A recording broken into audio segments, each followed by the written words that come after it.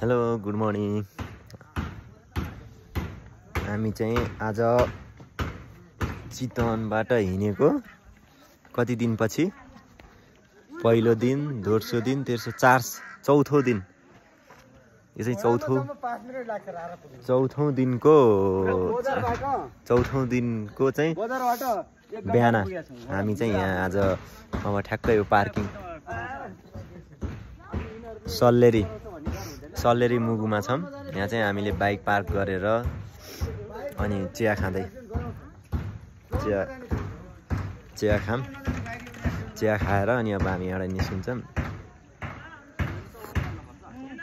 यहाँको चियाको स्वाद छुट्टै छ, एकदमै त्यो जडीबुटीको के त्यो हाम्रो उतातिरको त्यो उसको होइन, चियापत्तीको छुट्टै छ, खतरा। आँखा हेर्नु त रातै छ, निन्द्रा नपुगेर थकान मेन।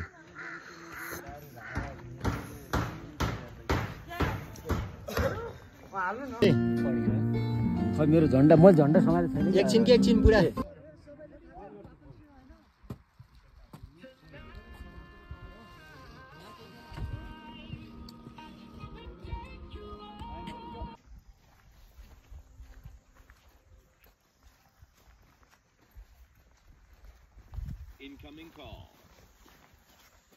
Incoming call.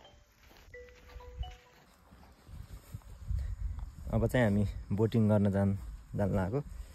एकछिन फोटो खिचियो, घुमियो, अनि यताउतिको वातावरण हेरियो, अनि त्यसपछि रमाइलो नि गरियो।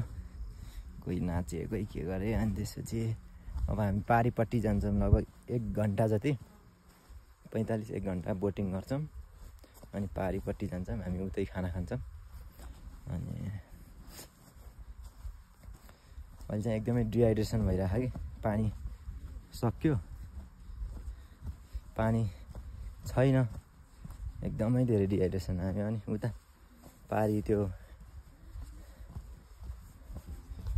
मूलको पानी खान जान लागेको, भेटेन, फर्क्यो हामी मूलको पानी नखाएर। यति रमाइलो छ यहाँ, सही छ।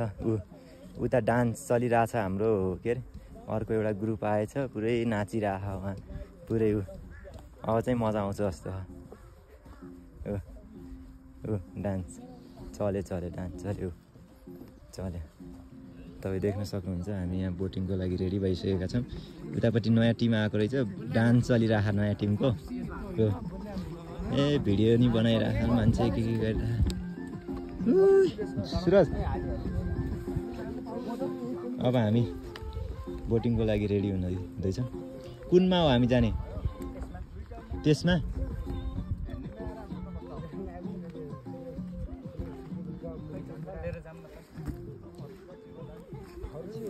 खोली तारी देऊ न माझी दाई।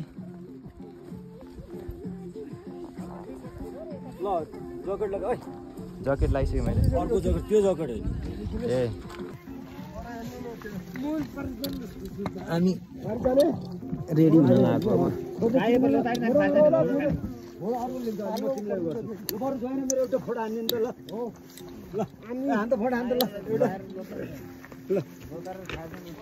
पारी लाने फोटो हाल्नु छ।